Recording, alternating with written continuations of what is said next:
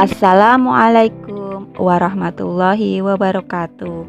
Saya Wahidah Karmila, guru TK Muslimat NU Kedunguni, CGB Angkatan 7, Kabupaten Pekalongan, Provinsi Jawa Tengah. Kali ini saya akan menyampaikan tentang koneksi antar materi, kesimpulan materi modul 1.2, nilai dan peran guru penggerak, serta kaitannya dengan modul 1.1 Filosofi Pendidikan Ki Hajar Dewantara. Setelah saya menjalani pembelajaran dari modul 1.1 hingga modul 1.2 ini, berikut adalah hal yang menjadi pembelajaran bagi saya melalui model refleksi 4P. P yang pertama adalah peristiwa, P yang kedua adalah perasaan, P yang ketiga adalah pembelajaran, dan P yang keempat adalah penerapan ke depan atau rencana. P yang pertama adalah peristiwa. Momen yang paling penting atau mencerahkan bagi saya dalam proses pembelajaran adalah mempelajari modul 1.1 Filosofi Pendidikan Nasional Ki Hajar Dewantara. Melalui modul 1.1, saya memahami tentang pemikiran filosofi pendidikan Ki Hajar Dewantara terkait dasar-dasar pendidikan yang menuntun. Trilogi pendidikan yang terdiri atas Ing Ngarsa Sung Tulodo, Ing Madya Mangunkarso, Tutwuri Handayani.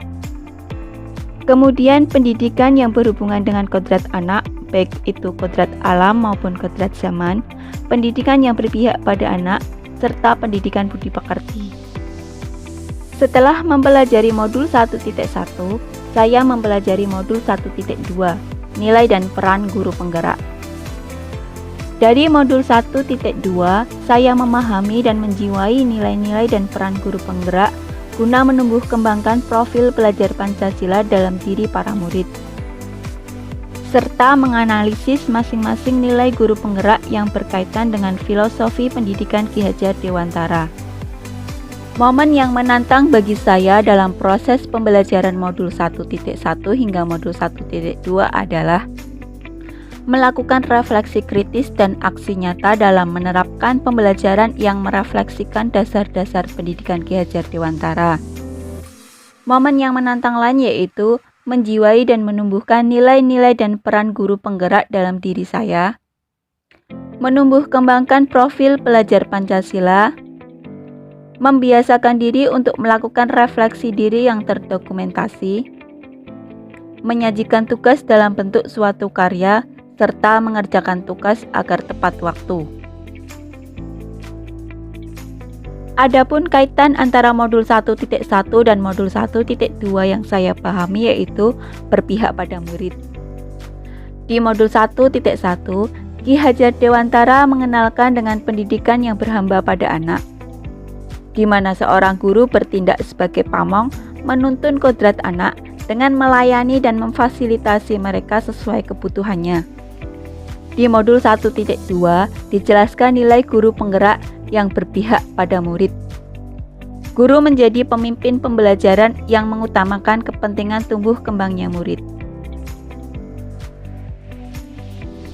P yang kedua adalah perasaan. Saat momen itu terjadi, saya merasa bagaikan menemukan setitik cahaya dalam kegelapan.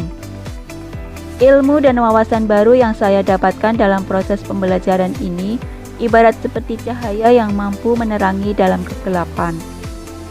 Saya yang masih merasa gelap dalam memberikan pendidikan kepada murid-murid saya, sekarang memiliki pandangan tersendiri dan mendapatkan penerangan untuk bisa menjadi pemimpin pembelajaran yang berpihak pada murid. Saya merasa sangat senang dan bangga mendapatkan kesempatan untuk belajar dan mengembangkan diri. Dengan begitu, saya juga meningkatkan kompetensi saya sebagai seorang guru.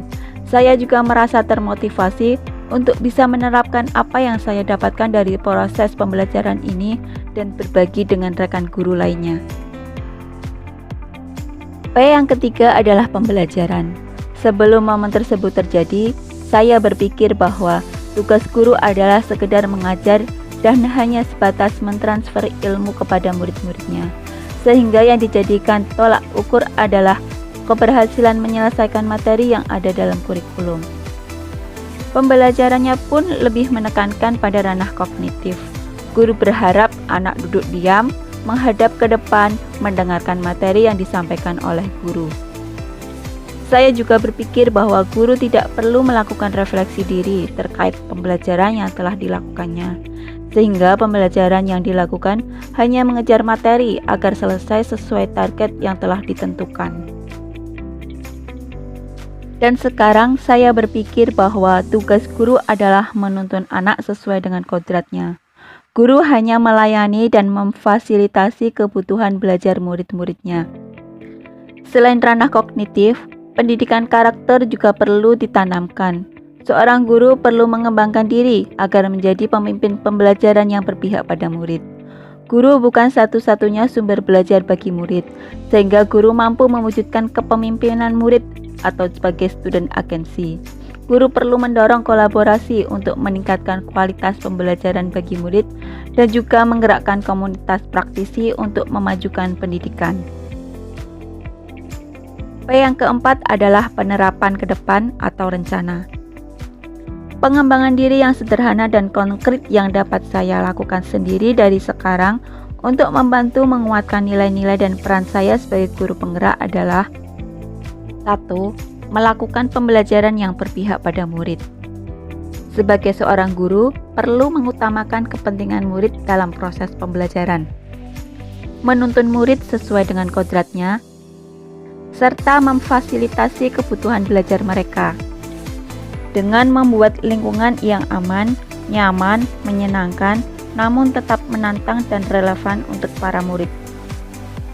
2. Menjadi guru yang mandiri dengan memampukan diri untuk memulai perubahan, memotivasi diri untuk mengembangkan diri sendiri demi meningkatkan kualitas kinerjanya dengan mengikuti berbagai seminar atau pelatihan tanpa harus menunggu adanya pelatihan yang ditugaskan oleh sekolah, dinas, atau pihak lain. 3. Bersikap reflektif.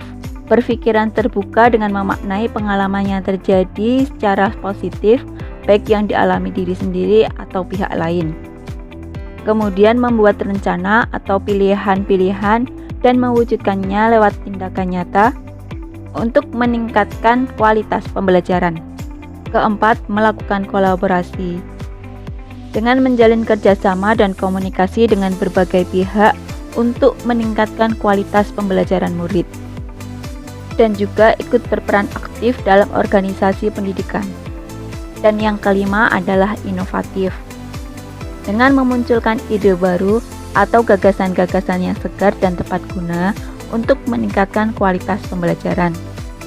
Selain itu juga meningkatkan kreativitas diri, serta bersikap terbuka terhadap perubahan-perubahan yang terjadi, sehingga kita bisa mengikuti arus perkembangan zaman dengan tetap memegang teguh nilai-nilai budaya kita. Demikian yang dapat saya sampaikan. Terima kasih. Salam dan bahagia.